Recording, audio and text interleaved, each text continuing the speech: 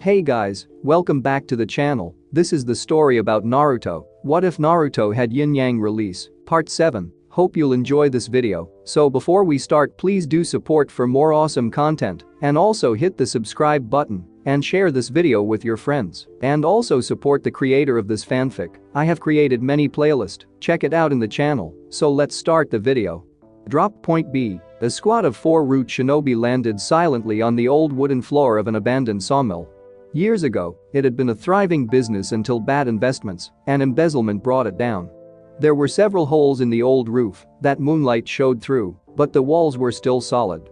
Security measures have been put in place by both Danzo and Orochimaru to ensure privacy. The leader of the root shinobi looked around patiently. He and his subordinates had left behind their Leaf Village gear, as well their blank root masks, and now wore stolen cloud gear and headbands. Their clothing consisted of basic gray uniforms covered by white single shoulder strap vests. They never showed emotion as a hulking 8-foot-tall man stepped into the moonlight. He was dressed in a dark gray kimono with a thick purple rope around the waist. His face wasn't visible behind a blank white mask, but brown hair was visible in a braid all the way to ground. Despite the fact he was the only ninja that approached, the root ninja could feel the presence of others around them. "The moonlight is lovely tonight," the hulking masked man said in a deep emotionless voice.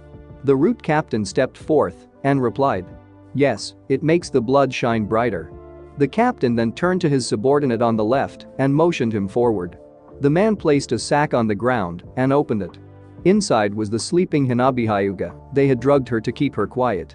The man then opened the girl's eyes to show the sound ninja the Byakugan. He then closed the sack back up and gave it to the hulking man. Orochimaru's subordinate easily held the sack in his left hand, uncaring of the child inside. He looked at the cloud-disguised root ninja and saw a 5th member hiding in the shadows covering an older sleeping girl. He couldn't make much out, but figured it had nothing to do with him.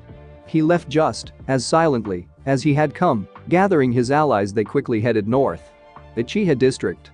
Hitomi Hyuga ran full sprint down the street heading for Fugaku's house. She had left Hinata with the maid and grabbed her full combat gear. Though it had been years since she had gone on any missions, her old vest still fit perfectly. Hiashi and Ige had headed out with Jiraiya, Kakashi, and a team of trackers, but the Hyuga matriarch was hoping Naruto had a way of finding Hanabi. It was a stretch, but the woman was desperate as several hours had already passed with no word. Hitomi's eyes guided her as she saw Mikoto and Kanda standing with Naruto in an empty room. Busting through the door, the woman saw the young Uzumaki was standing very still while crying blood. The medic was trying to snap him out of whatever trance he was in, and Mikoto looked worried. "What happened?" Hitomi demanded fearfully. Mikoto looked at her old friend. "We don't know. When Lord Jiraiya left with an Anbu, I came in to check on Naruto. I found him like this and summoned Dr. Kanda. He has been this way for hours." The Uchiha medic was standing in front of the Redeed trying to heal his eyes with the mystical palm jutsu. "I don't know what's going on. This is some kind of trance-based, but I can't understand the purpose. Could he be trying to find the girls?" Hitomi asked hopefully. "That is what we believe," Kanda explained to the worried woman. "We just have no idea how he's trying to track them." "Hanabi," the young boy said in a faint whisper. The worried mothers and doctor looked to Naruto with hope as he opened his eyes. They registered the milky white color of blindness for 1 second before they began to see the world from another perspective as they were sucked into a genjutsu. It was as if they were a bird flying over treetops. This bird could apparently see in hues of blues and grays, as well the chakra network judging by the people running across the ground. There were 5 men in all, a team of 4 guarding one big man. It was what the big man was carrying that got everyone's attention. A small girl sleeping in a sack strapped to his back. The vision ended just as suddenly as it had begun. Hitomi quickly grabbed Naruto's shoulders and asked urgently, "Where was that?" The boy didn't answer as he thought over the situation. Just Hanabi, but no Izumi. They could have separated to sneak them out on different paths. "Doesn't matter, they know where my sister is and they have my friend. I'll go get Hanabi back and make them tell me what happened to Izumi." Naruto turned away from the 3 adults and opened a wormhole. Everyone failed to realize what was happening in time to stop the boy from leaping through, dragging Hitomi with him as she hadn't let go. Kanda had been standing closer than Lady Uchiha, so was also able to follow. All Mikoto could do was watch in shock as the portal closed behind them. Hitomi looked around the clearing they had just landed in, not believing her eyes. Little Naruto had just teleported them across a vast distance instantly. She looked down at the Redeed and noticed his Dojutsu was working again in his eyes. He appeared to be glaring at a crop of trees in front of him, as if they had done something offensive. It dawned on the still shocked Hyuga that he was watching the enemy approach with Hanabi. "We need to take cover so we can ambush the enemy," Hitomi quietly but urgently said, quickly assessing the situation. Kanda was looking around in confusion, since when could Naruto teleport? He noticed a crow sitting on a branch and wondered if this bird was the one that showed them Hyuga Hanabi. If the brat could use teleportation, then he could bring others here too, or possibly surprise the enemy and still back the child quickly. The medic was about to tell the Uzumaki to bring reinforcements, but stopped when he saw what the Fuinjutsu user was doing. In front of Naruto gathered a mass of chakra. It took the form and shape of the whitest and brightest Rasengan anyone had ever seen used. Before they could stop him, the small boy threw straight up into the air. He began to go through hand signs and called out when finished. Barrier Jutsu, Rasengan Flame Dome. The orb of chakra in the sky began to give off a purplish glow as it cast a dome of energy over a vast area, the leaf shinobi square in the middle. Kanda noticed that the dome barrier had the same look and feel as the four violet flames formation, but it covered a much bigger area. The overpowered Rasengan continued to sit on top of the dome, powering it.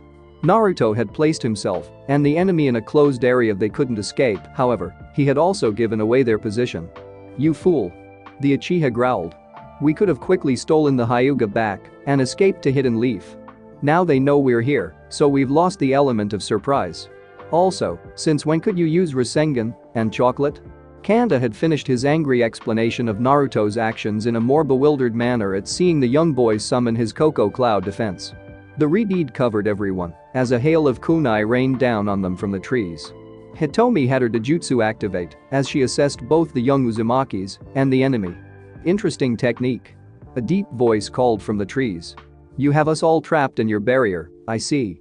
I suppose the only way to get free is to kill the one that cast it." Uchiha Kanda, the red-eyed medic, Lady Hitomi Hyuga, the white-eyed queen, as well a young boy I don't know but assume must be an Uzumaki, judging by the hair color and seals on his forearms.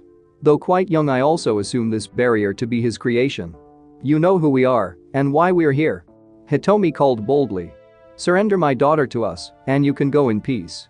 We have you at a disadvantage, Lady Hyuga. It's 5-3 and we have the hostage. Our master would prefer the girl alive, but death is still better than nothing," the deep voice answered. Hitomi moved closer to Naruto in a protective manner. She knew the enemy would target the barrier caster first in hopes of bringing down the containment. Her theory proved true when two men in dark, light gray camouflage wearing half face masks with caps came streaking from the tree line, heading directly for the young boy. However, before anyone could react, the Redeed fired a large volley of peppermint spikes from his Cocoa Cloud. The men were forced to scatter to avoid the attack. They then retreated back to the trees. "Most impressive and highly unusual," the deep voice commented. "It would seem your young comrade will not fall easily.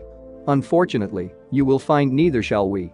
The group of three watched as a large hulking man walked out of the tree line.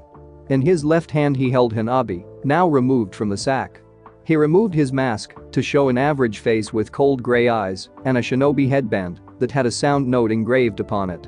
The other four ninja leaped out to stand guard in front of the larger man. They all wore the half mask and cap look. All their caps had metal plates with sound notes engraved upon them. Kanda began to analyze the enemy. He didn't recognize the headband but believed they came from Hidden Sound. It was a new hidden village somewhere in the land of rice fields. No one apparently knew the location or who led the village, but they seemed to be trying to cultivate Kekkei Genkai Shinobi now. The Leaf Ninja were in no hurry to fight as they didn't want to put Hanabi in danger. Also, trackers were hot on the trail, so backup would be arriving soon. However, Naruto was pressed for time, so the young Jinchuriki asked in a cold voice. "Two girls were taken tonight. The second was my sister, where is she?" The leader of the Sound Ninja thought it over and said.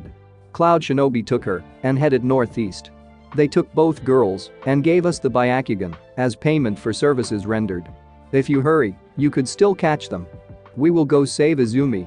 Hitomi started coldly. Only after we've taken Hanabi back from you and your thieving team. It's your choice if we take her back from your willing hands or your cold dead ones. However, even as Hitomi was giving her death threat, she was analyzing the information. What the giant said didn't make sense. There was no way Hidden Cloud would take the Byakugan and hand it over to someone else. They would have traded the Sharingan first, which meant they were imposters, and so could this team. The Sound Shinobi headband could be a ruse to throw off an investigation. Hitomi's pondering was driven from her mind at the next thing she witnessed. The enemy holding Hanabi used his right hand to rip off his kimono, leaving himself wearing only black pants. He then held the sleeping child up to his stomach and absorbed her into himself. The moment the brown-haired girl was fully gone, the enemy activated a pseudo-Byakugan. "What the hell just happened?" Kanda exclaimed. Hitomi explained while analyzing the man with her Byakugan. "He has my daughter cocooned in his stomach, she's curled up in the fetal position. Their chakra networks are connected, and he's stealing her chakra." The Sound Ninja leader was looking at the world with his new Dojutsu and noticed two surprising facts about the Uzumaki. One, he had the most chakra of anyone in the clearing by an insane margin. If all the shinobi in the clearing were to pool their energy together, they still wouldn't equal half of his. And two, he also had a Dojutsu. The lighting in the clearing hadn't been good enough to see that beforehand. "I am Kane," the big man stated. "I know who two of you are, as I've already mentioned, but can I have the boy's name?" "Uzumaki Naruto," the Redeed answered coldly. Kane stood there for a second memorizing the name before attacking without warning. He disappeared using pure speed and attempted to chop the back of Naruto's head. However, the Cocoa Cloud automatically blocked the attack and delivered a powerful uppercut in the form of a right fist. The big man was sent flying backwards, hitting the ground hard and digging a trench. He stopped when he came to the first tree by the woods. As Kane stood back up, Hitomi grew stiff as her Byakugan showed her something troubling. Every injury he received, the bruised jaw and scrapes, also appeared on Hanabi. "Whatever we do to him, we do to her as well. I was hoping to take out Naruto and make my escape," the dark-haired man called across the clearing. "However, what he is using proves to be more of an obstacle than I realized. You should know by now just what having this girl sealed within me means, but there is one other concern. With our chakra networks linked, she has begun to experience cellular death. If she isn't extracted in a timely manner, then we both die. So, you can decide if she goes back to Hidden Leaf dead or to my master alive." Hitomi answered through clenched teeth. "When this is over, you and your team will be dead, and my baby will be going home with us still breathing." The four enemy shinobi standing behind the group threw several kunai with explosive tags.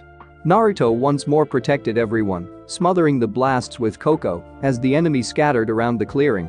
All 5 Sound Ninja were evenly spaced surrounding the Leaf Ninja. Kanda thought it over, studying the small Uzumaki. He had no idea what the boy was capable of, but it was obvious quite a lot. The only chance Hanabi had was if Kane could be captured alive and medical jutsu was used to remove her safely. Realistically, they were going to lose the child, but that outcome was still better than an enemy gaining the Byakugan. "Naruto, can you deal with the 4-man team while me and Hitomi capture the big guy?" the Uchiha medic asked. The concerned mother looked at Kanda like he lost his mind. "Maybe I should help Naruto while you capture Kane. Your medical jutsu and my Juken are our best shots at stopping him without harming Hanabi, but I could never allow Naruto to fight alone and get hurt. Lady Hitomi, as much as I can appreciate that sentiment, you would only be in my way," Naruto said quietly with a confident smile. "Lord Jiraiya told me I can kick more butt than my mom could at this age."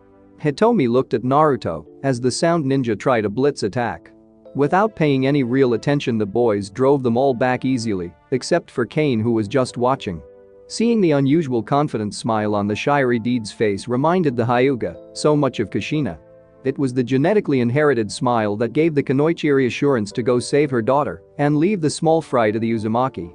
The Hyuga gave the boy a nod and charged Kane, Kanda following right behind her. The giant saw them coming and retreated into the woods for cover. Naruto squared off with the other 4 enemy shinobi, giving each a cold look. "Just so you know, normally I'm a very nice kid, but you've pissed me off." With Tsunade. In the treetops, Kane faced off with the Uchiha medic and the white-eyed queen. Even with his advantage, the man knew this wouldn't be an easy fight. His only real hope of a successful mission was if his subordinates killed the Uzumaki and broke the barrier.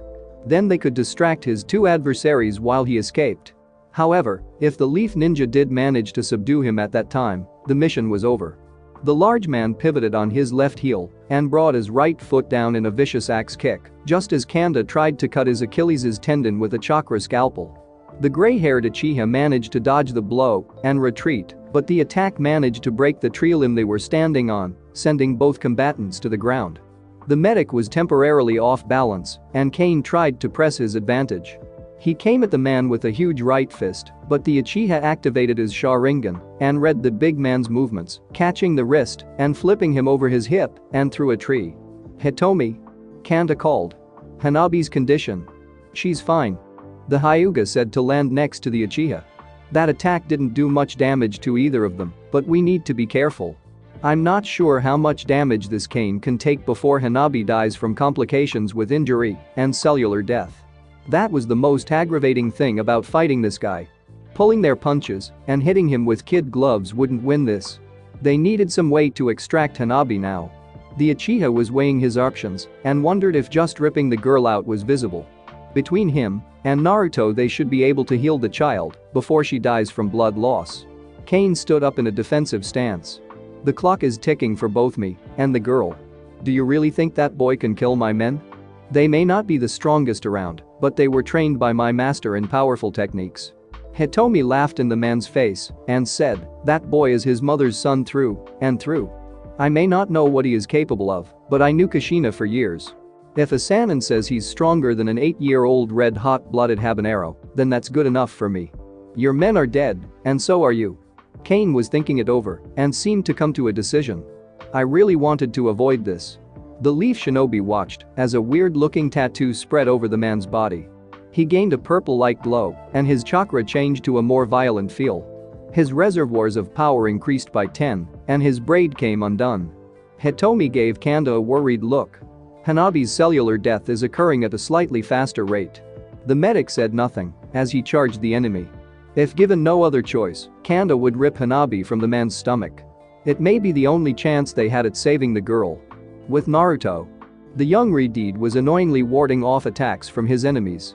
So far they were rather good at dodging his attacks while throwing paper bombs. It was a good thing this barrier was more than containment though. With the dome active, Naruto could open a wormhole anywhere inside it at any time.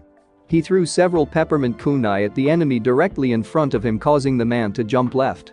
While the man was in mid-air, the Uzumaki opened a wormhole for the sound ninja to pass through.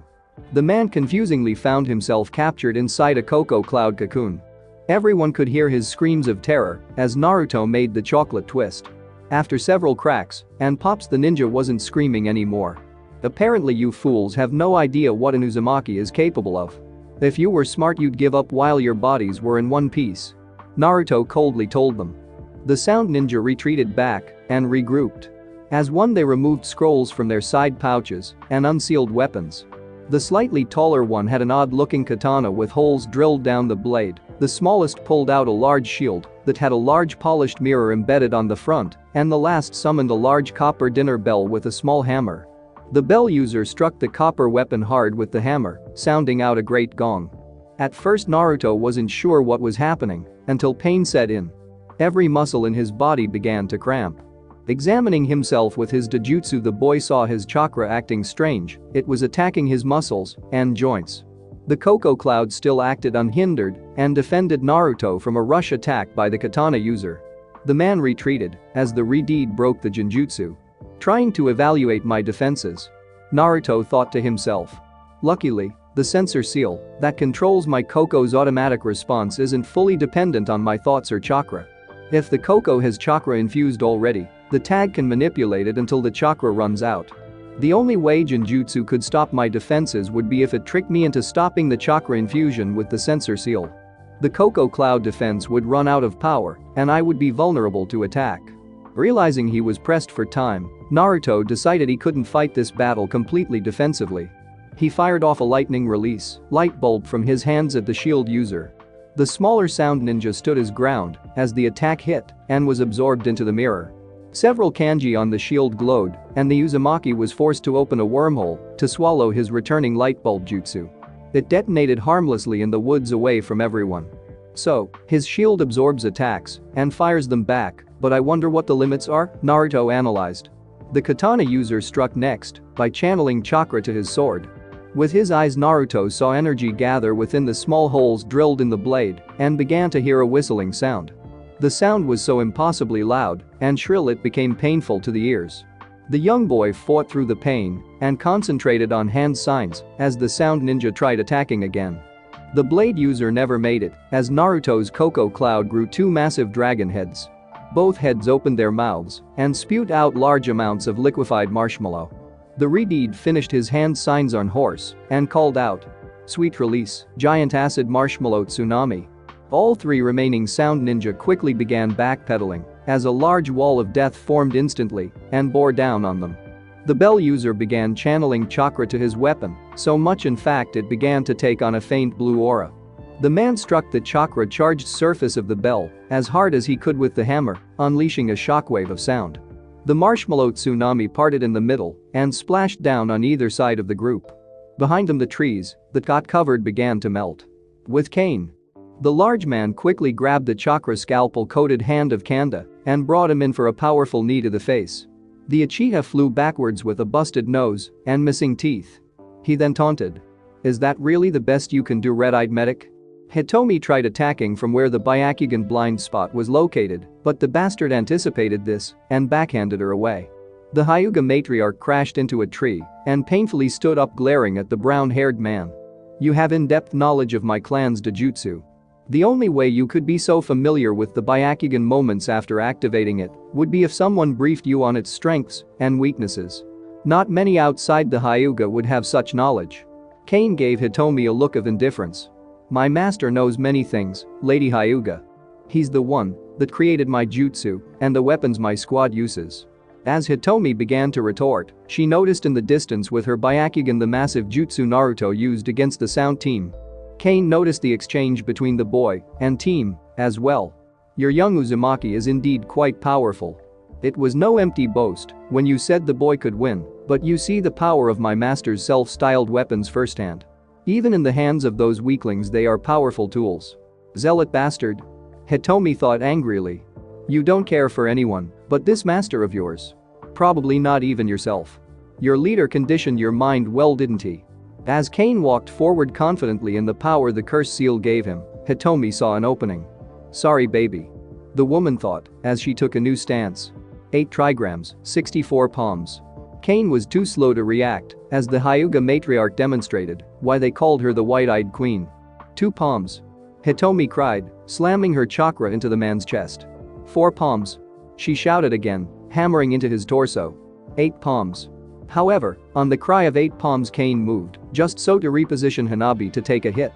The mother hesitated for a second, allowing the monster to counter with a powerful uppercut, sending her back into the brush. The sentimental heart has no place on the field of Kane's boast was interrupted as he dodged left to avoid Kanda's attempts to split his right side open. The Uchiha's hands were coated in his signature medical and fire-style technique, an orangish-green aura called the cauterizing scalpel. The giant landed a safe distance away, and the Leaf Shinobi regrouped, Hitomi giving Kanda a hard glare. That attack could have seriously harmed him and Hanabi. "Lady Hyuga," Kanda said sympathetically. "If you want to save your daughter then we have to hurt this man. We can attempt to knock him unconscious for only so long. The truth is we are running out of time. If I can remove her there is a chance my medical can save your daughter. There's also the fact that Naruto also possesses a more powerful medical jutsu than me."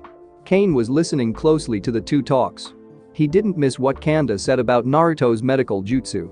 The Uchiha medic was not world famous as Tsunade, but he was a highly skilled ninja who was known for several battlefield life-saving procedures. The Uzumaki possessed impossible ninjutsu as well as powerful medical jutsu at the age of 8. It was possible he was facing the wrong enemy combatants. His escort team was outclassed and would fall soon, it was only a matter of time. He had to kill these two quickly, then deal with the boy and escape, otherwise he would run out of time and die with the child. Kanda and Hitomi prepared to charge again, but stopped in shock when the enemy went through another transformation. His power increased by another 50%. The man's skin took on a dark gray tone and his hair became white as his eyes yellowed. Bumps appeared all over his body, That appeared to be some kind of armor. Thankfully Hitomi saw the rate of Hanabi's cellular death hadn't increased, but her baby was on short clock already. Please Naruto, hurry. With Naruto. The young boy felt the immense power of Kane from the clearing he was fighting in. He grew worried and glanced their way. He saw the transformation the man had gone through, and Hanabi was still sealed in his stomach. His friend wasn't doing well, but there was still time. Naruto watched as Kanda tried a Jinjutsu on Kane to immobilize him so Hinata's mom could attack, but the big man broke the technique and nearly decapitated the Hyuga matriarch with a close line. However, Naruto saw something interesting with his special Dojutsu eyes. Unfortunately, his attention was brought back to the battle by the sound team. The bell user charged his weapon and smashed it into Naruto's Coco Cloud. The shockwave vibrated through his body, carried by the air, causing actual minor internal injury. Had his chocolate not absorbed most of the blow, it would have been a fatal hit. The boy registered the swordsman attacking at his back with the same whistle attack as before. This time it had no effect on Naruto since the Redeed had begun channeling chakra into the Jinjutsu formula on his left arm to counter. Naruto's living chakra remembered all Jinjutsu that was ever cast on him. It started with the sleep jutsu Baisho tried during their battle. A simple seal in his already existing left arm formula allowed the Redeed to continuously dispel all similar techniques. Basically, if he had the tag active, the same Jinjutsu would never work on him twice. The whistle technique, as well the gong-sounding muscle cramp attack were Jinjutsu. It was unfortunate the bell user had actual sound ninjutsu-based attacks. Growing tired of the enemy's hit and run tactics, the Redeed formed an idea. He began to cover himself in a dome of chocolate as he prepared. The enemy was so focused on Naruto they never realized what was happening behind them. 4 spikes of peppermint poked out of the ground at the edge of the clearing as the boy called out from inside his protective shield. Sweet release, peppermint limelight. All 4 spikes shot a bolt of lightning into the air. When the bolts hit above Naruto's dome, the entire clearing disappeared in one giant flash. The immense sound of thunder could be heard for miles. Naruto dropped his Coco Cloud defense to see the outcome.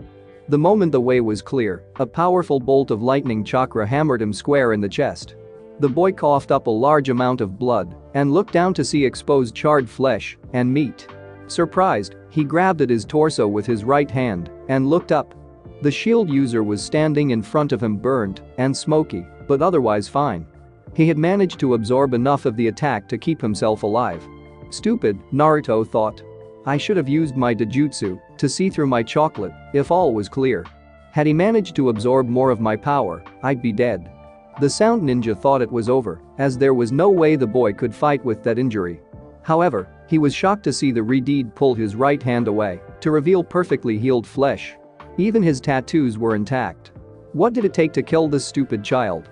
He watched as the Redeed began to gather an abnormal amount of energy and form it into a spinning ball of chakra. The now formed between the boy's 2 hands resembled the one spinning in the air that was powering the barrier. With an angry snarl, the little guy threw the straight at him. The man heard him cry. Rasengan cannon. Fool. The man thought. My lord's reflection shield protects me from all ninjutsu. There is no attack I can't send back. Like before, it was absorbed by the shield. Unlike before, the handles wrapped around the man's arm grew red hot. He looked down in fear as the weapons of the Fuinjutsu formula were overloaded. He didn't even have time to scream before a massive ball of pure destructive force took the place of where he was standing. Naruto looked on angrily and said with a sneer. I guess we now know the limits of your shield, asshole. Yin-Yang techniques. With Kane. The berserker was going full out. He had used an earth technique to harden his body to the density of solid stone and relentlessly charge the leaf ninja. Hitomi and Kanda were growing frustrated as both could have put this fool down one-on-one by now if he didn't hold Hanabi's life in his hands. The situation was getting desperate and it seemed the only way this fight ended was with the girl's death. As Kanda tried once more to open Kane's side with his cauterizing scalpels, the large man finally managed to catch him with a powerful elbow to the back of the skull. The enemy then went to crush his head with his foot, but a wormhole appeared just in time to pull him to safety. The transformed ninja looked over to Hitomi and saw Naruto supporting a disorientated Uchiha with his Coco. The medic shook off the blow and stood on his own feet. Good, Naruto, you're here. I take it, you've dealt with the other 4? Uchiha asked. At the boy's nod, the man continued. We need to remove Hanabi now. If I and Lady Hitomi extract her, can you take her somewhere safe and heal the injuries the act will cause? There's no need for that. Naruto stated simply. The technique he is using is based heavily on Yang chakra, like most body modification or enhancement techniques. However, Genjutsu relies on Yin chakra, so it's possible to use this to harm him without hurting Hanabi. The only way that would be possible for Naruto is if you had a fatal Genjutsu up your sleeve. Hitomi was shocked. I do. Was Naruto's simple reply. We just need to hold him still, so I can apply it. Okay, I will go with your plan. Kanda said, as they charged the enemy once more. Kane also charged into meeting the Leaf Ninja in a clash of skill and power. It was a mad melee of limbs and Hitomi and Kanda tried to disable the giant's joints and pressure points, while Naruto attempted to grab him with his Koko. In an instant the sound ninja saw an opening and grabbed the Uchiha by his face and threw him into Lady Hyuga's stomach. As both skidded away across the ground the enemy charged Naruto. The young boy attempted to guard with his Koko, but the transformed behemoth smashed straight through like it wasn't even there. He knocked the Redeed into the air with a weak left uppercut, then stomp kicked him hard with the opposite foot. The small boy's body crashed through several trees before stopping in the seventh one. The entire time he flew, Naruto could feel bones snapping and breaking. He instinctively channeled chakra to his right arm formula and back into his chakra network to repair the damage. With his pseudo-Byakugan Kane saw everything. Hoping to put the Uzumaki down for good, the sound ninja rushed forward to deliver one more massive blow. Attempting to crash his mighty right fist down on the child's body, a wormhole appeared that redirected the blow to Kane's own face. The force of his own blow sent the man flying away. Naruto, use my chakra. Kurama said from inside Naruto's head. It will make the Koko Cloud defense strong enough to hold him down. No, I can't risk getting sick. After this battle I still need to go save my sister. Naruto answered back. Besides, if I can't hold him down then I'll beat him down. Using that technique will work, but it would be foolish to use it, and Kurama's words were cut off as Naruto severed the mental connection. He needed to concentrate, as he didn't have much experience with his swift release like he did his other higher chakra changes. The Fuinjutsu user held his hands out in front of himself and began gathering chakra. From a distance Hitomi and Kanda watched through their dojutsu as wind and lightning chakra became one in a golf ball-sized marble of pure sugar. Naruto popped it in his mouth and swallowed it. Both adults watched as his chakra began reacting to his muscles and bones in an odd way, making him glow with power. Kane, in a mad berserker rage, tried to close in on Naruto with a flying leap. Sweet release, sugar rush success. Naruto thought as he vanished mere seconds away from losing his head. One moment he was standing straight up and his fist clenched as he activated, the next he was directly under Kane with both palms flat on the ground and both feet straight up in the air hammering the man's ribcage. The large ninja was sent straight up stunned. As he seemed to float just above the trees, the Redeed appeared just to his side and delivered a roundhouse kick to the man's face. Kane was sent flying to the clearing the sound team had died in. The ninja pulled himself from the small crater he made upon impact and centered his stance waiting. He didn't have long to wait as a cloud of dust kicked up where Naruto landed. The boy stood still for a second as he got his bearings. The Redeed then disappeared in a blur as he began circling the clearing. Massive amounts of dust kicked up as the Uzumaki's swift release-powered footfalls shook and broke the ground. Through his stolen eyesight Kane tracked his movements the best he could. The large man quickly extended his right hand out and tried to grab Naruto as he came close. The Redeed barrel rolled over the appendage and gave Kane a hard kick to the chin as he passed. The sound ninja stumbled back spitting blood. The Fuinjutsu user uses his dojutsu to study Hanabi. Luckily the damage done to the enemy, and by extension the little girl, was still relatively light thanks to Kane's durability, but the cellular death was getting worrisome. Coming up with a plan the boy ran close to Kane once more. He allowed the man to see him approach, so the berserker would give him an easy target. Naruto wasn't disappointed as the man tried to close in on him with his left arm. The Uzumaki gave it a small tap with his left palm as he passed, placing a small seal. Continuing in a straight line, Naruto opened a wormhole that allowed him to appear behind Kane. The boy activated the tag on the man's arm as the Uzumaki grabbed hold with his left hand. This action allowed him to place the behemoth in a double paralysis genjutsu. He then applied medical chakra with his right hand and funneled it through the man's chakra network to Hanabi, repairing the cellular damage and injuries. He detached from Kane just seconds away from being crushed when the man broke both Jinjutsu and back-flopped on the ground. At the edge of the clearing, Hitomi and Kanda watched the battle closely. Both were shocked when Naruto managed to heal Hanabi. Unfortunately, the act also repaired the damage that was done to Kane. The Leaf Shinobi also noticed something else: whatever speed the redeed was using had a time limit. This was apparent by the fact his glowing muscles and bones were becoming dimmer with each passing second. Naruto stopped moving a little way from the tree line. He held out his left hand and began activating the full power of the seal formula as he gathered a Rasengan. The ball of chakra in his hand took on a sparkly purple smoke look. Everyone present could feel the ominous power the technique was giving off. Sensing his speed was almost over, Naruto circled Kane 3 more times before charging at him from the right. As expected, the large man easily rolled over his rushing charge and tried to deliver a counter blow with a backhanded fist the Uzumaki barely managed to outrun. Remembering how the boy caught him in a Jinjutsu moments ago, the sound ninja continued his rotation in the air until he was facing the sky. When the brat came out of his portal, he would have him. It was not to be. For the moment, Naruto outran the expected backhand. He did open a wormhole, one that allowed him to spring from the ground. The Uzumakis disappeared into the exposed back of Kane as he cried out, "Jinjutsu art, Rasengan Rapture." Hitomi watched as Naruto and Kane both disappeared in a massive ball of illusion-based chakra. Truly, the Rasengan her dead friend's son created was one of the most beautiful things she ever saw and one of the deadlier techniques she ever heard of, if it could do what he claimed. She desperately peered inside the glowing globe in hopes of determining her daughter's fate. Little Hanabi was having such horrible dreams. She saw images of her mommy, Naruto, and a gray-haired man she didn't know fighting a monster. This monster hurt them a lot, and she wanted the nightmare to end. Then suddenly it did, as the images were replaced with Hinata smiling as she pushed the little girl on a swing. Her parents were both there, smiling happily along with big brothers Neji and Naruto, as well Uncle Ige, who was trying not to smile like always, but failing.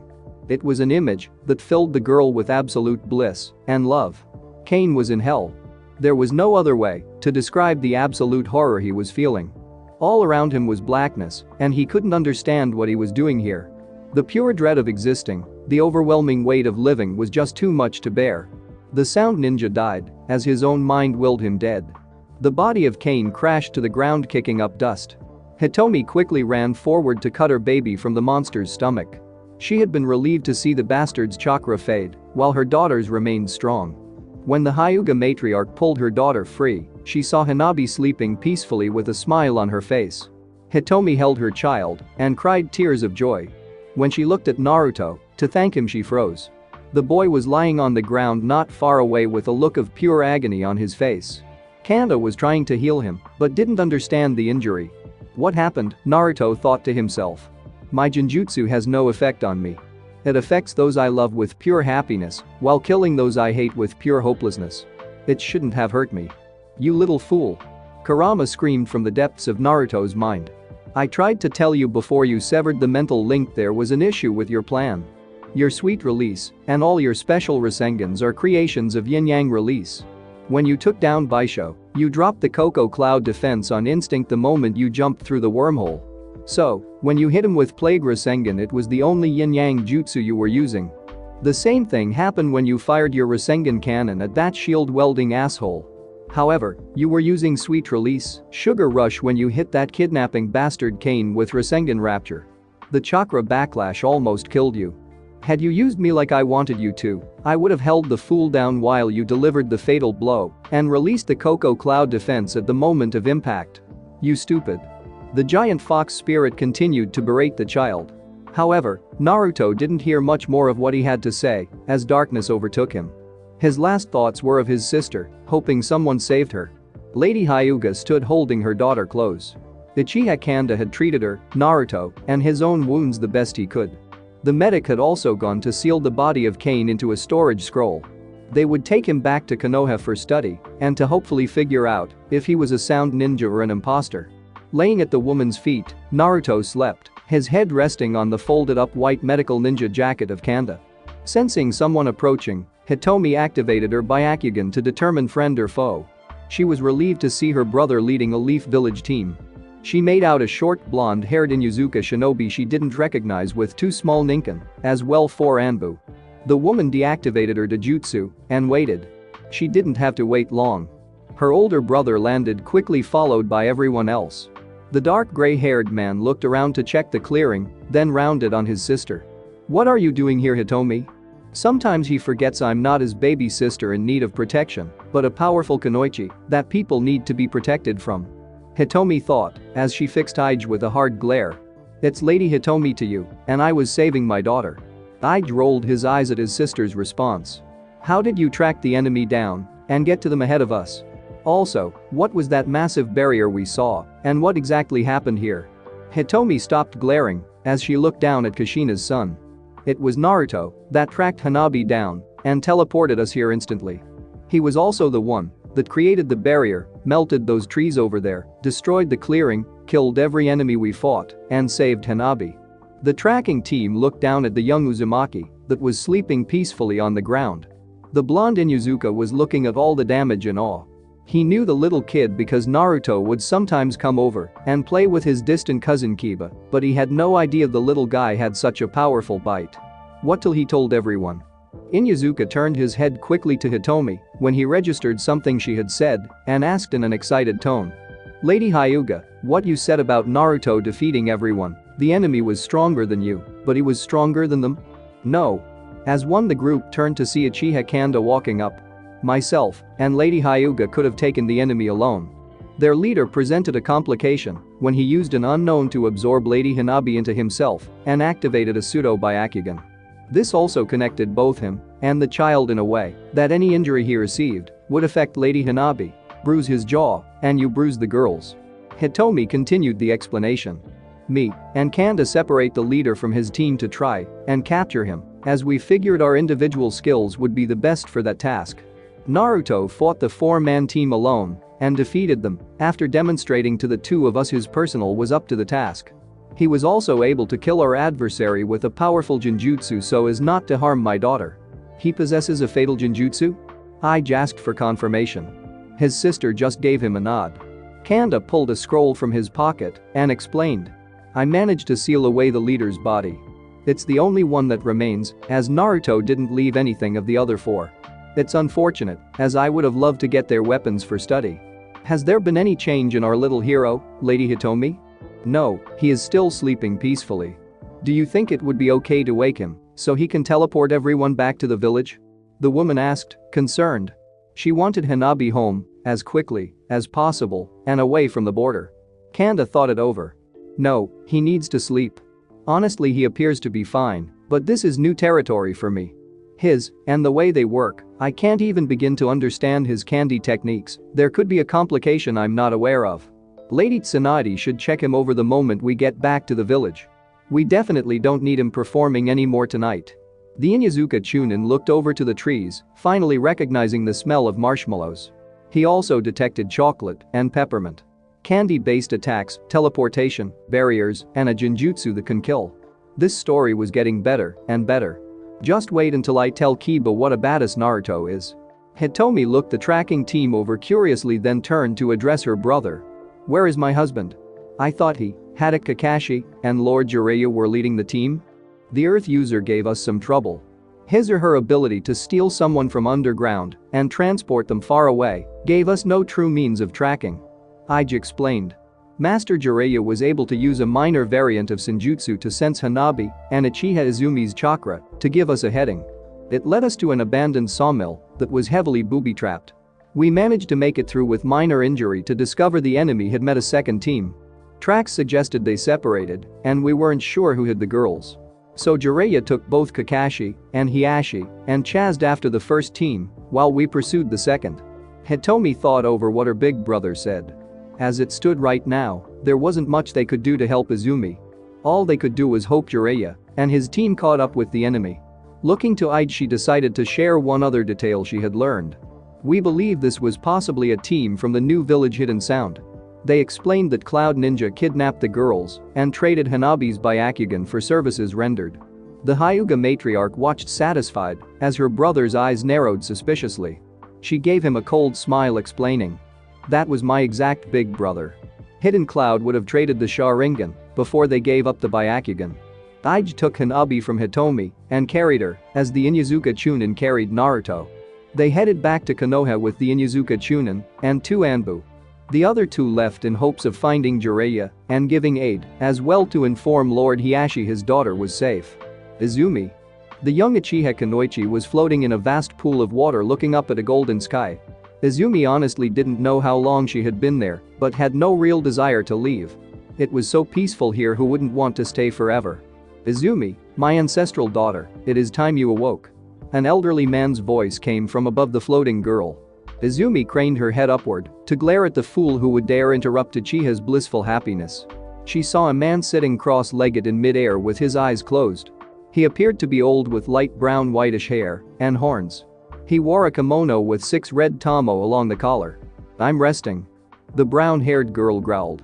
She then turned her face back towards the sky. Go away. Naruto still needs you, Izumi.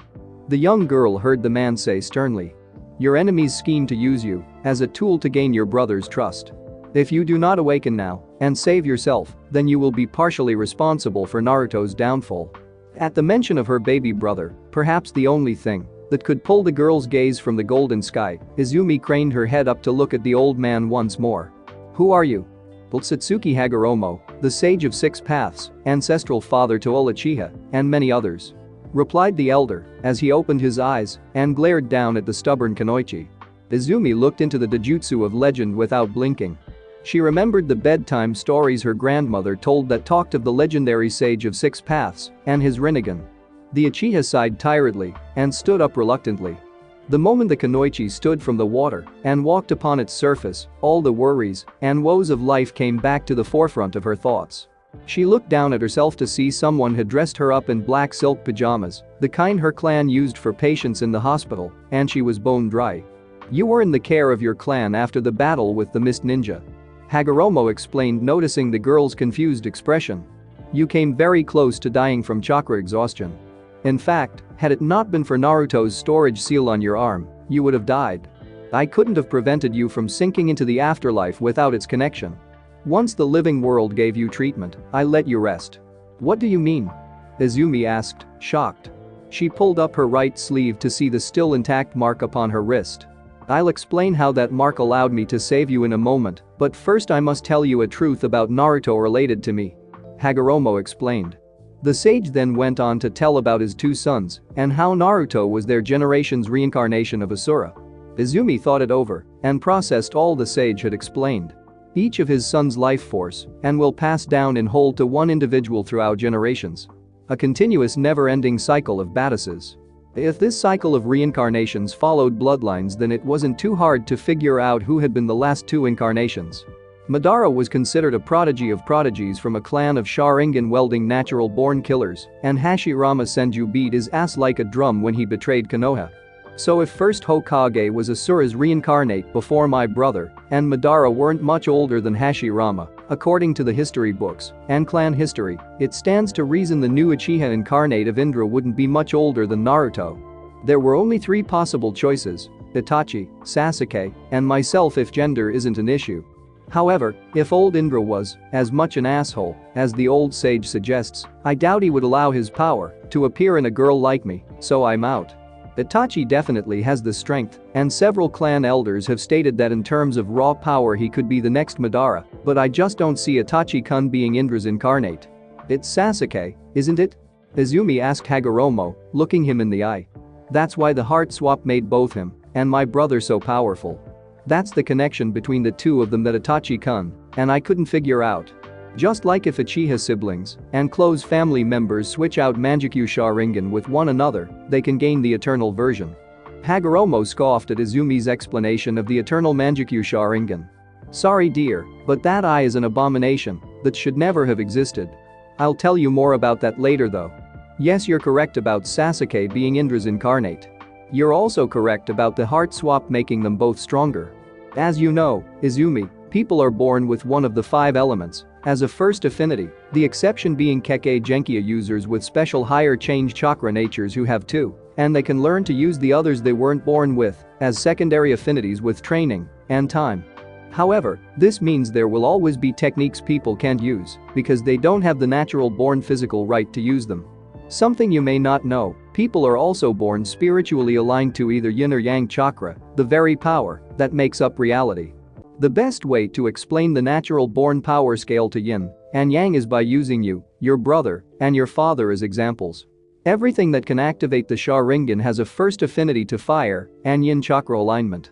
Ikari, your father, had a low alignment with yin, which was why he could barely use the Sharingan. Your brother Baisho had a mid-level alignment with yin, which allowed him to use the normal to an okay degree, but he could barely use the Manjikyu. Truthfully, his power was so weak Baisho couldn't even use the individual of each eye. The best he could do was a partial Susanoo. You dear have a high-level alignment to yin chakra, the highest possible a normal person can be born with. That's why you have such an easy time with Sharingan. Now just because you're born with one alignment doesn't mean you can't train yourself to use the other. Senjutsu Tsunade has a high alignment with yang, but has trained herself to possess a low alignment with yin to perform some genjutsu. However, you could never train a learned alignment to be greater than your born alignment. It's highly unlikely your father had any real chance of learning yang with such a low yin alignment. Naruto and Sasuke, being the reincarnates of my sons, were born with full alignment, Sasuke full yin and Naruto full yang. When they swapped hearts, it gave each boy the other full alignment, as well first affinity to all 5 elements. However, like with you, I met Naruto after the surgery here on this plan and gave him my blessing. This allows your little brother to use the Yin-Yang release, the ultimate amplifier of all natural-born abilities.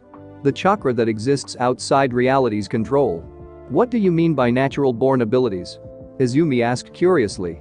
My Dojutsu, dear, is what you get when you apply Yin-Yang release to the Manjikyu Sharingan. Rinnegan is the ultimate final form the Sharingan can take, manifested by Yin-Yang chakra. Naruto was born with Uzumaki chakra instinct, it's like muscle memory for chakra and can help Uzumakis learn certain things quicker. It can also allow them to use techniques without hand signs by molding chakra over and over again until the body can do it at will. This ability combined with Yin-Yang release gives Naruto the ability to use living chakra, which is a power capable of learning how to do things outside of Naruto's own will. It can mold itself through Fuinjutsu, learn everything about the seals, and then give that knowledge back to your brother, which allows him to gain excessive amounts of knowledge in a short period of time. Literally decades of teachings in a day or week. At the sage's explanation, Izumi was shocked. If what this man said was true, then Sasuke could awaken the Rinnegan if he ever gained the Manjikyu Sharingan. Well, he would still need the sage's blessing like Naruto to use Yin-Yang release. Why didn't you give your blessing to Sasuke-kun? The girl asked, confused. The sage gave a tired sigh. The way Naruto grew up was appalling, but it did force him to mature early. Sasuke is still a child, and I didn't believe he was ready for the burden or responsibility of such power. Plus, it wouldn't have done much for him without Manjikyu Sharingan.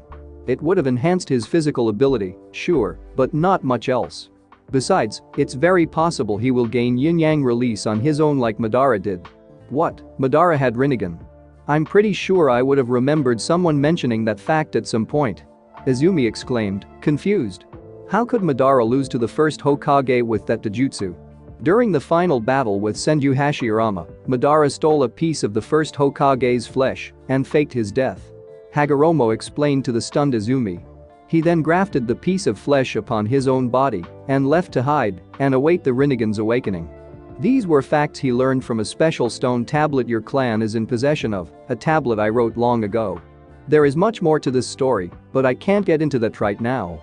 All you really need to know is Madara did awaken the Rinnegan when his body finally unlocked Yin-Yang release on its own, but he was too old by then to do anything with it. Also, because of Hashirama's living skin cells grafted on his body, Madara also had wood release.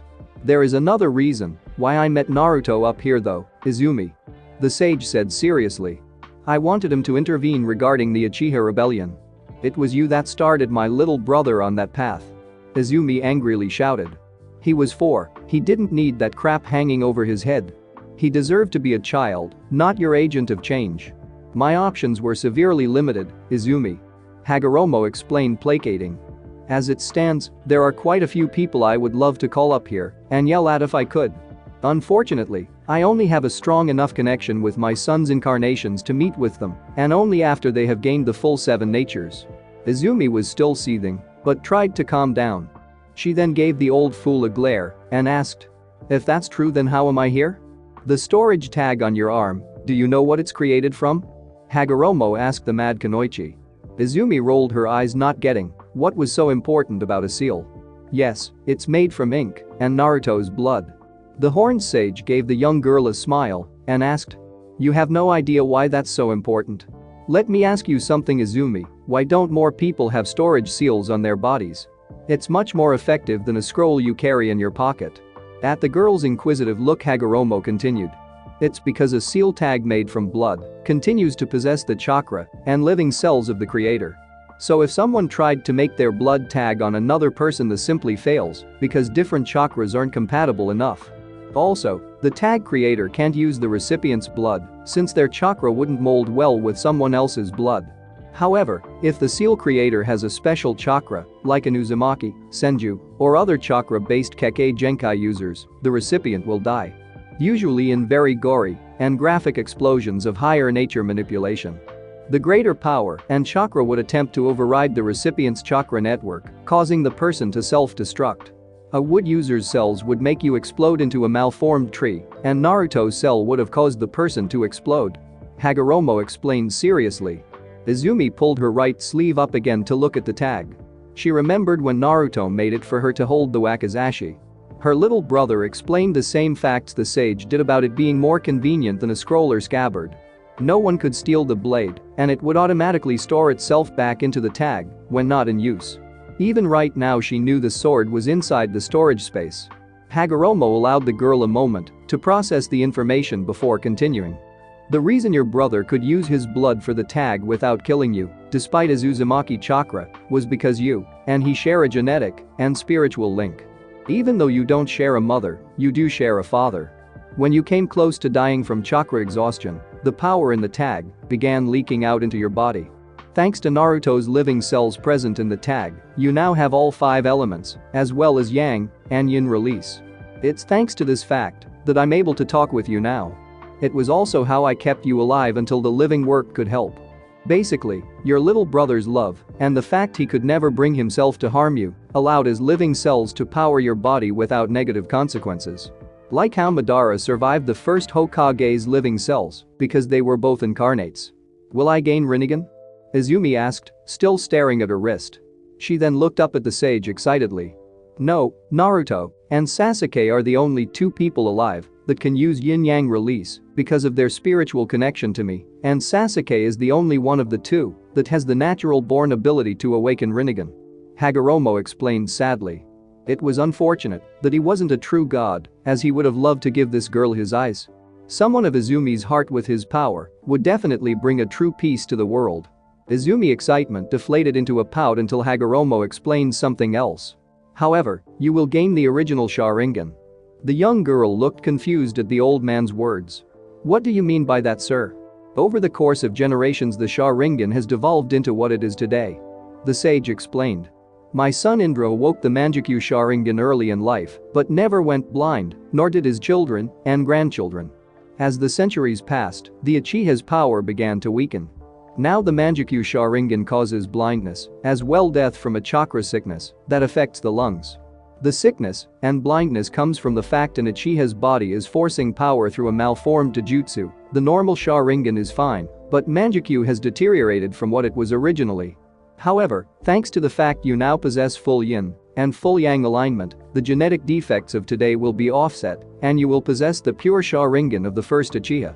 "So does switching out eyes with close family also gain you the pure form of Sharingan, and the Uchiha have just mislabeled it?" Izumi asked, scared. What the sage said about the Manjikyu worried her since Itachi had it. Hagoromo closed his eyes and stroked his beard as he thought of the best way to explain that particular abomination. "Do you remember the enemy water user your team fought that almost killed you?" "No offense, sir, but how could I possibly forget that monster?" Izumi asked sarcastically. Hagoromo smiled and continued. "His water techniques required a first affinity to water. You now have that requirement, and you watch those through your Sharingan." Think upon them for a moment and tell me if there's a problem with you using any of the water techniques now." Izumi closed her eyes and remembered back to the fight. She saw the way Shimizu Hazuki molded his chakra for each technique. Though he never used hand signs except for the water ball, Izumi was smart enough to figure out which signs were needed to duplicate the effects. However, as she recalled his regeneration, the girl saw a problem. The man's flesh molded from water was impossible. There was no rational way they could work. She looked at the sage in shock and asked, already figuring out what Hagoromo wanted her to see. "How is it called a Kekkei Genkai?" The sage shook his head no and explained. "Some would call it that, but not me. I call it a mutation. The Hazuki clan has somehow gained an unnatural affinity to water, an inhuman firstborn affinity if you will. Though it may seem powerful, and it is, the ability comes with a high cost. You saw how that man and his sister acted. Their own power drove them both insane in various ways to the point they enjoyed the pain and suffering of others.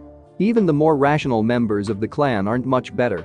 Izumi thought it over and asked, "Though all that seems very terrible, how does it relate to the eternal Manjikyu Sharingan? How strong you are with yin or yang, in other words how much chakra your body stores from these universal pools of energy, is judged by how much your soul aligns to them. Only Naruto and Sasuke were born with full alignment, and everyone else just has varying degrees, as I've already explained. However, when an Uchiha gains the eternal Manjikyu Sharingan, it is really because they have gained an unnatural alignment to yin. This will offset the physical damage the Dojutsu causes, but it replaces it with mental issues such as paranoia and anxiety. These were the same mental issues that caused Madara to betray the Leaf and his former childhood friend. I know Itachi has the Manjikyu, Izumi, and my heart goes out to him. Your love's father, Fugaku, also possesses the advanced eye as well, though the sickness is slow to take him. Both the blindness and sickness hit each individual Uchiha differently. Some go blind faster than others, and some die more slowly than others, or vice versa, but the outcome is all the same. Also, before you ask, Sasuke can't save either his father or brother by sharing his living cells. He doesn't have a special chakra to carry the 7 natures to another person. Speaking of Itachi, I believe he is compromised." Hagoromo explained seriously. "What do you mean Itachi-kun is compromised?" Izumi exclaimed. "I feel his heart has shifted to think killing your clan is the only way to truly end the conflict. I'm not sure how, but I don't think it was a natural shift. Until you can uncover more, you can't trust him fully. This could put Naruto himself in grave danger, dear. You must be smart about this. I feel someone close to this situation has found a way to steal Uchiha power, but they're not a direct descendant of mine, so they exist outside my gaze." This statement wasn't fully true. Hagoromo wasn't lying about only truly being able to check in on descendants, but he knew what they knew for the most part.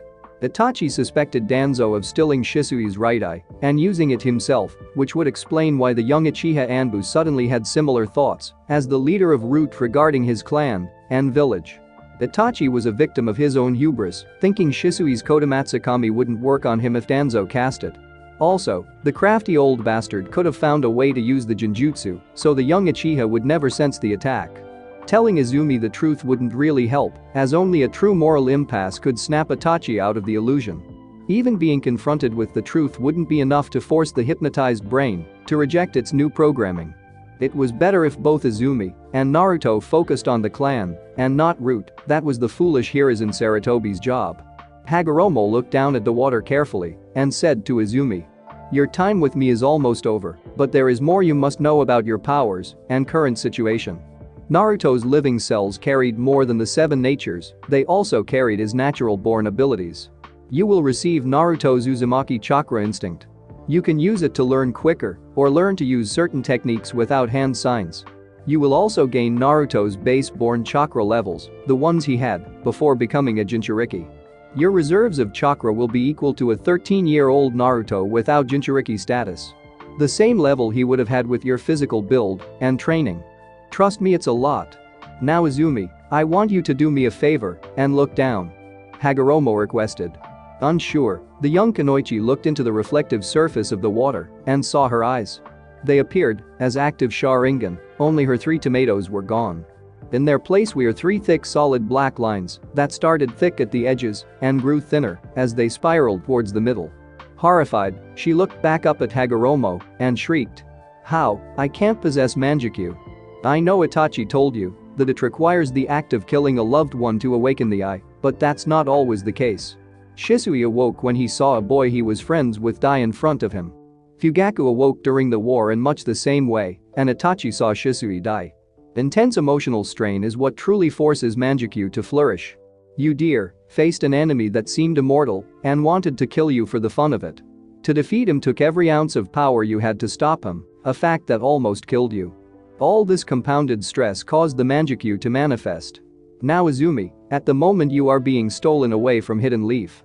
Hagoromo explained. Seeing Izumi's angry scowl, he continued. However, I don't think these men have any intention of actually getting away. They all appear to be conditioned to be emotionless, but no matter what, we always have some kind of emotion, unless we are truly born without them. These men are preparing themselves to die. They are filled with a resolve to do their duty. I believe someone is trying to gain favor with Naruto or the Uchiha by staging a fake kidnapping and rescue, and these shinobi are willing to die just to sell the lie. You can't let this plan succeed. Naruto may be very powerful and mature for his age, but he is still young and impressionable. Izumi sensed the time with her old ancestor was almost at an end. She lunged forward and hugged him tightly, sitting in his lap. Thank you for everything you've done to help me, Naruto, and our clan. Hagoromo smiled happily down at Izumi and hugged her back. Good luck to my ancestral daughter. I hope I don't see you again for many years. Long after you've had sons and daughters of your own, and the happy memories that go with them. Close to the land of whirlpools. The team of 5 fake cloud ninja were jumping from tree to tree, getting close to the designated ambush area. It had been decided by Danzo that a small abandoned village just on the other side of the border was the best spot to conduct the mock battle. All of a sudden the leader was forced to dodge left as his teammate, the one carrying Izumi, was hurled at his back and became stuck in a tree trunk. He watched his man wrench himself forcibly from the hole and apply medical chakra to fix his dislocated shoulder. As one all 5 root ninja leaped to the ground and circled Izumi. The girl was standing in a lightly wooded area staring at her hands in shock. The leader of the team was trying his best to read the situation. The last thing the young Uchiha should have remembered was battling Hazuki Shimizu. Yet she wasn't looking around her in shock, but at herself. The mission could still succeed if they recaptured the girl, so the man began hand signs. Izumi, however, didn't fully register anyone around her. The old sage said she would gain Naruto's natural-born reserves of power, but this was ridiculous. The Uchiha Kunoichi had always figured the fox's presence inside the little redeed explained why he had so much power. Never once did Izumi think Naruto was just born this strong. She remembered Master Oho explaining once that her little brother used 96 to 98% of his chakra reserves to maintain the seal, even with his own master tag in place of Lord Fourth's. That meant at most Naruto could access 2 to 4% of his chakra every time he performed one of his more powerful attacks. However, she never truly understood just what that meant until now. It was like every cell in her body was charged with power. Suddenly, Izumi began to feel something wrong. It was like something was trying to drag her down. Snapping out of her daze, the Uchiha saw shackles and chains of mud attached to her wrists. The area surrounding Kunoichi's feet was also mud, and she was stuck up to her ankles. In the back of her mind, anger began to grow. At first, Izumi couldn't understand why she was getting mad until she remembered her grandmother explaining about Hiruzen Sarutobi, the professor and god of shinobi. Lord Third had managed to learn and master every technique the Leaf Village had to offer, excluding Kekkei Genkai-related techniques. He was held as the strongest Kage living right now and the longest-serving Kage Konoha had ever had. It was said in his prime he could have beaten any Kage Konoha ever had before him. One of the techniques he was truly credited for was Mud Style. It required a first affinity to earth and a strong secondary affinity to water. The user actually combined both elemental releases within themselves before using mud. It wasn't a Kekkei Genkai by no means, but it was considered the closest anyone had ever come to creating one through pure willpower. The benefit was you didn't have to waste time and energy using water techniques and an earth technique to create a collaboration mud. It was said to be the pinnacle of earth mastery, the legacy of the Honorable Lord Third Hokage, and this bastard had the audacity to dress as a fake cloud ninja and use it to potentially undermine the Hidden Leaf Village. Who the hell do you think you are, asshole? Izumi screamed as she channeled pure yang chakra through her muscles and unleashed it in a wave of pure destructive force. The shackles broke apart as the two enemy ninja trying to grab her were thrown backwards. The young Uchiha sprinted full force to the earth user and grabbed his single strap vest with her right hand and slammed him into a tree. Still seething about the use of a prized village technique, Izumi began to unconsciously channel chakra to her left eye. Her Manjikyu Sharingan activated as she and the team leader made eye contact. It was like viewing someone's life and memories from their perspective. The young girl saw everything associated with the man's education involving earth techniques. She saw him cruelly drilled from a young age to master advanced. The young girl watched from his 9-year-old memory's eyes as he fought and killed an 8-year-old blonde girl that could have been a Yamanaka. He drowned her in earth release, dark swamp. She watched through his eyes as he carried out a dark mission in the dead of night.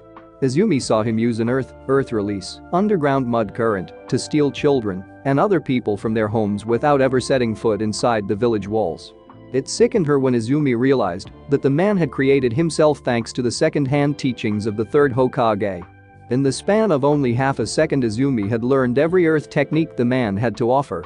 She allowed his brain-dead body to drop bonelessly to the ground as she turned to face the remaining 4 shinobi. The Uchiha's mind quickly began to analyze her Manjikyu ability as she covered herself in earth release. Samurai mud armor. So, I have a Jinjutsu that lets me rip information and memories related to a specific subject from an enemy's mind. It also appears to be completely fatal. Izumi thought as she summoned her Wakizashi and prepared for battle. Her new reserves of power surged strong and steady. Trailing behind Fake Cloud team, Kakashi led Jiraiya and Hiashi through the trees in pursuit of the first team of kidnappers. All 3 men followed behind Kakashi's Ninken Pack and the Pug as he tracked the enemy. It had been 7 hours since they separated from the other half of the team, and everyone was praying for a favorable outcome. Mid-leap 2 Anbu appeared by Shunshin. Nobody reacted, as they had already known both men were approaching. Jiraiya asked in an emotionless voice. "Report?" It was Lizard that spoke. "Sir, Lady Hanabi Hyuga has been successfully retrieved and is on her way back to the village as we speak." Uchiha Izumi was not with her. The enemy that had Hanabi in possession appeared to be from Hidden Sound, but we have yet to confirm that. It is also possible the enemy we are chasing comes from Hidden Cloud, as the possible sound ninja explained this. "Good work on a speedy retrieval," Kakashi commented.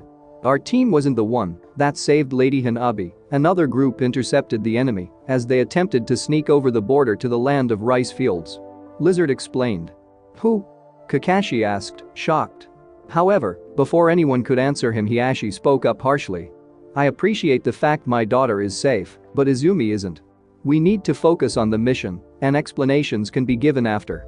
At our current pace and direction, we should gain on the enemy just after the border to the land of whirlpools." No one said anything, as they were all in agreement.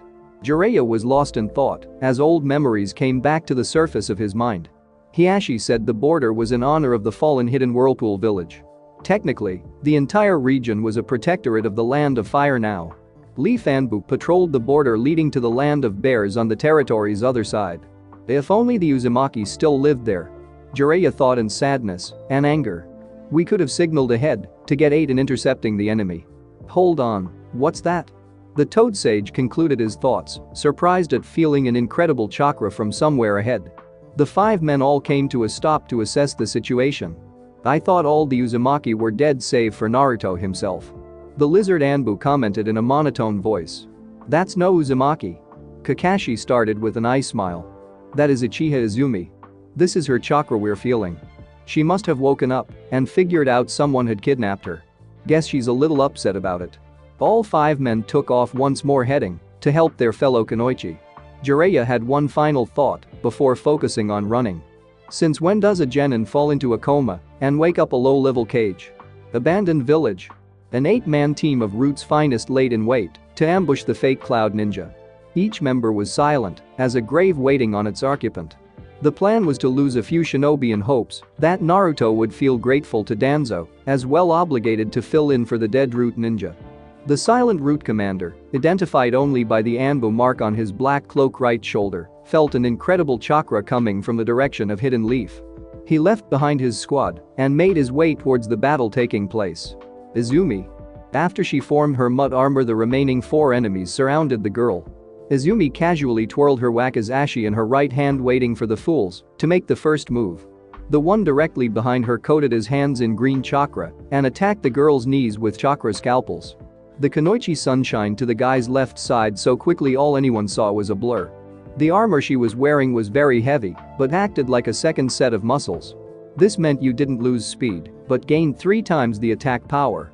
The lovely brown-haired girl viciously kicked the man away as he flew past, breaking his ribs and sending him bouncing away like a rag doll. Izumi quickly turned to her left, sensing the chakra mold. The Fate Cloud Ninja began to form a water of some kind that coagulated in front of him. Water release, starch syrup capturing field, the man called while the small mass surged forth and the young girl easily jumped over it. That was stupid, way to telegraph your attack, idiot, Izumi thought.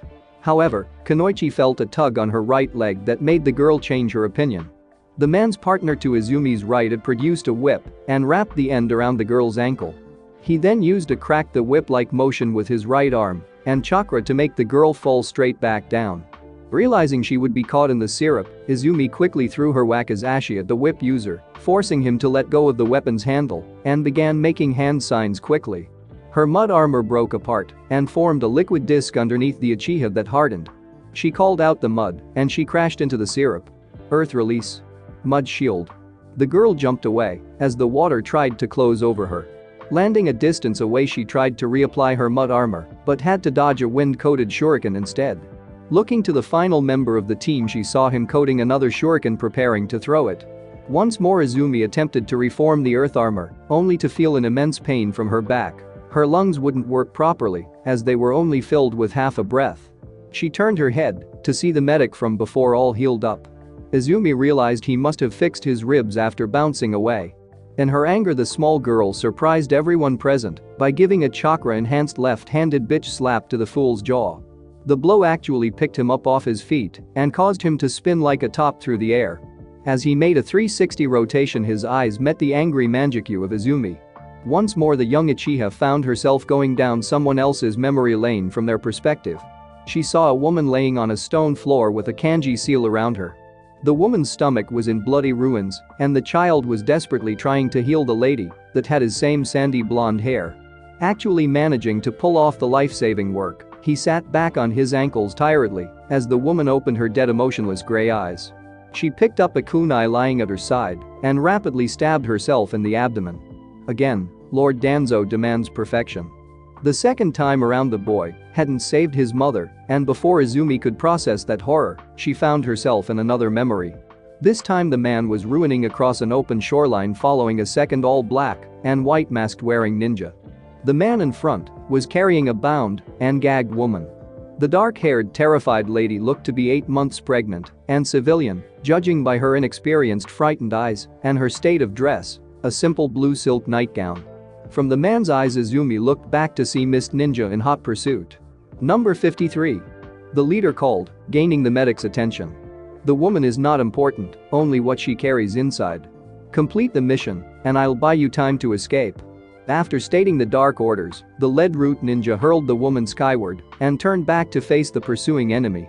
The medic leaped at the woman, removed the fetus, and continued going without ever looking back at the dying mother. Through his eyes, Izumi saw the baby was a boy with white hair and 2 red dots on his forehead. The child had not survived the return journey to Konoha.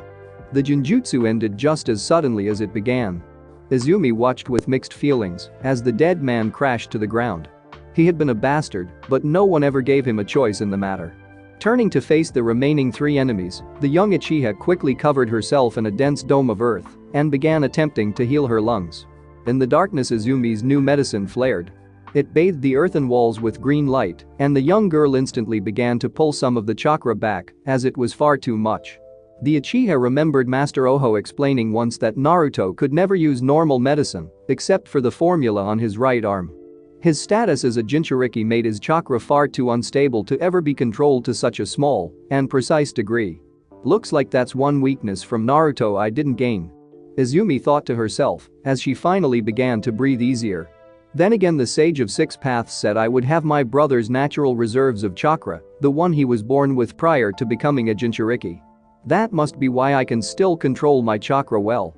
Hagoromo said it would be the equivalent of a 13-year-old Naruto without Kyuubi. Outside the protective dome, Izumi could hear the sound of water rushing by and figured the water user was trying to wash away the earth. Finally, the young girl finished repairing her lungs and stood up ready. Her left eye hurt, and Kunoichi figured it would be a bad idea to keep using her mind-ripping technique. Suddenly the top of the dome gave way, and gallons of water rushed in. It quickly pooled at Izumi's feet and thickened into syrup. The remaining walls failed and washed away from the Kunoichi in a wide circle as the water weight inside the dome finally overcame the earth construct. The Uchiha was about to start hand signs to break the syrup, but a whip came from her right and wrapped around the girl's torso, pinning Izumi's arms to her side. The girl quickly but calmly studied her situation. The water user was to her left and the whip user was to the right. She didn't see the shuriken wind user though. Finally, she felt molded chakra from above her and quickly looked towards the sky. The bastard was falling towards her with a kunai knife in each hand. Thanks to the Sharingan's abilities, the girl read his movements expertly and realized he planned to stab her in the shoulders while knocking her unconscious with a headbutt. The whip contained some kind of running through it that made the braided leather unbreakable. With her feet stuck in the syrup, there was no way to dodge the attack. If her right eye couldn't save her, Izumi knew this fight was over. The Uchiha channeled power to her Manjikyu Sharingan and activated the right eye as she closed her left. It was like a pulse of chakra emitted from her pupil, and the eye began to bleed. Izumi began to experience tunnel vision as she watched over her falling enemy. The young girl watched as his kunai rusted away and time began to ravage his body. His hair grew long and white as a beard and mustache sprouted doing the same. His muscles atrophied as he aged to dust and blew away in the wind. He never even had time to scream. Realizing the power of her right eye Manjikyu, Izumi quickly looked to the whip user in hopes of freeing her arms. Triggering the activation, Izumi once more experienced tunnel vision. The moment the man realized he was being attacked by the same technique that killed his comrade, he abandoned his whip and jumped to the left just as his hair began to grow long and a beard sprouted. With no one applying chakra, the young Kunoichi snapped the leather braid instantly. She went through hand signs and the ground around her exploded in a violent eruption of mud, freeing the Uchiha and sending her skyward. Landing on a thick branch, Kunoichi closed her right eye to the pain and looked down with her left. She received a shock as she noticed all the damage time had done to her enemy was erased. He was back to being in his 30s with short hair and no beard. So it's not an ninjutsu, but a genjutsu. Izumi thought. My is similar to Izanagi, an illusion cast against reality itself. I deceive reality into speeding up time within a specific spot. If the target escapes before dying, reality will correct the mistake. The Kunoichi summoned her power once more and reapplied the earth armor. Sprinting down the tree surface, Izumi wildly attacked her adversaries with speed and superior strength. The now whipless whip user pulled two kunai to replace his destroyed weapon, and his last remaining partner created a sword of water, both meeting the enraged girl head-on. The Fate Cloud ninja knew they couldn't match Izumi's strength while she wore that armor. They began to rely on evasive tactics while trying to deliver crippling blows. Reacting on instinct, Izumi did the splits and spun her body quickly at ground level. Both men were forced to jump away to avoid getting their legs broken. The young Uchiha then pushed off the ground with her right hand, going after the whip user. Kunoichi figured he was the weakest one without his primary weapon. She spun through the air in a powerful Taijutsu tornado attack in hopes of delivering a fatal blow to the enemy's head. The older and more experienced opponent countered each kick expertly, turning lethal attacks into glancing hits. When they landed on the ground, the brown-haired girl spun once again like she was going to continue pressing the attack. The man crouched low under the kick, but failed to avoid the tip of Izumi's wakizashi as it entered his forehead, splitting the Cloud Ninja headband in two. It had returned to the seal a while ago, and the girl had saved the surprise for an opportunity like this, summoning it in reverse grip fashion to kill the man behind her. Pulling her blade from the dead man's head, Izumi walked up to the water user. You don't have to die here in this place. You don't have to die without anyone knowing you or your birth name. Let me help you break free of Root and Danzo. The man gave Izumi no reaction to the spoken truth. No flinch or sign of any recognition to his organization or leader's name. Izumi continued her heartfelt plea. I know the truth from the memories of your two comrades, the ones whose minds I destroyed stealing theirs. I saw what was done to them, and I can only guess what was done to you. Please let me help you. The man gave no response as he gathered his chakra. He began forming hand signs for an obscure technique that Izumi had never seen the likes of. She watched as a dangerous amount of water chakra molded in the man's chest. "We are the unseen ones who support the great tree of Konoha from the depths of the earth," the man said in a raspy voice that sounded like it hadn't been used in a while. "If I must now water that tree to keep my master's secrets, then for the good of Konoha I will. Water release, forbidden blood flower bloom." It was a gory self-sacrificing that turned the user's blood into extremely fast and devastating projectiles, shooting out of their chest like thousands of shrapnel. The forest for half a mile was completely torn away at the ground, and broken trees littered the ground like confetti, except for the one strip directly behind Izumi and her lavender-colored Susanoo ribsage. The young girl looked on sadly at the dead fool's remains. The celestial bones faded as she dropped to her knees exhausted. "Jiraiya? What the hell was that?" the old hermit exclaimed. They had heard a massive sound, kind of like a squishy wet bomb going off, followed by multiple logs and trees being ripped apart. Every man picked up the pace as they hurried, worried for the young girl. Hiashi activated his Byakugan, something he had tried not to do very often to conserve chakra, but couldn't see anything yet. It was the dead medic he saw first, his blank dead expression unnerving, quickly followed by the gory corpse of the water user and the impaled forehead of the whip user. Relieved, the Hyuga clan head saw Izumi kneeling on the ground breathing hard. She appeared exhausted, but otherwise fine. He quickly relayed his visual to the others. As they made it to Izumi, the girl tried to raise her wakizashi in defense until she realized no one was attacking.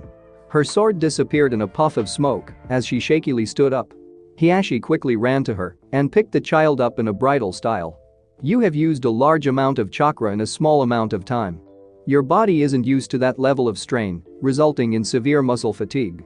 Jiraiya walked up to Hiashi and asked, "How's she doing?" The Hyuga used his Byakugan to examine the girl and noticed slight damage to her lungs. It wasn't anything to worry about at the moment, but the Leaf Hospital would have to take a look. It actually appeared like the girl may have healed herself. Hiashi tried to recall hearing about Izumi receiving medical training, but came up blank. He let it go for the moment and addressed Jiraiya. "She is in no immediate danger, but the girl needs rest." "The girl is right here, you know," Izumi said, rolling her eyes. "Honestly, grown-up men could be such a pain in the ass." Jiraiya smiled down at the annoyed girl. "We'll get you home soon, little Izumi-chan, right after we've gathered what's left of the enemies you defeated." However, this was not to be. The moment the sage finished talking, every corpse gave off nauseous fumes as they began to melt. It was like someone had doused them with a corrosive fast-acting acid. Izumi scrunched her nose at the revolting smell. "What is that?" No one answered as they were too lost in thought. This tactic was an old Anbu trick, though it was used by other villages where a ninja had a suicide tag located somewhere on their body that stored some kind of corrosive substance. A paper tag in their pocket would work, but usually it was hidden better than that. They activated the tag when they entered a hostile situation and every so often pulsed chakra to it to show they were both still alive and conscious. If they were captured alive and conscious, they activated the killing themselves while dissolving their body, leaving nothing for an enemy to use. If they were unconscious, then they couldn't pulse chakra to the tag. Once a certain amount of time passed with no confirmation the ninja wasn't compromised, the suicide would activate itself. Hiashi activated his Byakugan and began examining the area around him hard. Every tense adult standing around those melting bodies had already deduced a problem with the situation. These men had not been killed at the same time, so therefore the suicide tags shouldn't have activated at the same time. There would have been time delays starting with the first man that died until the last man that died. This concluded there was still an enemy around that had activated the tags to prevent the bodies being taken. However, no one said anything, as they didn't want to alarm Izumi. Jiraiya studied Hiashi closely and realized he hadn't seen anyone else. The enemy must have triggered then fled. It didn't matter either way, as they had the girl back safe. In a gruff voice the sage ordered, "Let's head home, there's nothing more we can do here." Hiashi handed Izumi to the anvil lizard to carry piggyback style, and they all headed out. The young Uchiha looked back at the spot where the root ninja died and thought fiercely, "Good, get me home quickly. I'll be having words with the honorable third Hokage." In the brush, just outside of Hiashi's secretly documented range of vision, the root commander watched the leaf ninja leave silently. He had activated his brother's tags the moment Jiraiya moved to gather the remains. He had observed the battle closely and witnessed firsthand the power of Uchiha Izumi. Though he didn't fully understand what all he had seen, the commander had no concern Lord Danzo wouldn't unravel the girl's secrets. He shined away to give his report. Just as the sun began to appear on the horizon.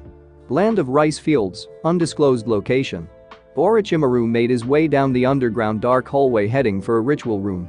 The candlelight danced over the evil man's face as he gave an amused smirk. To think retrieving the Byakugan would prove to be so difficult. He had no real plans for the Kekkei Genkai per se, but he wasn't one to dismiss something with such great potential. Entering the small dark room, the snake Sannin walked up a Genjutsu subdued man sitting on the ground. He began hand signs and slammed his palms upon the earthen floor.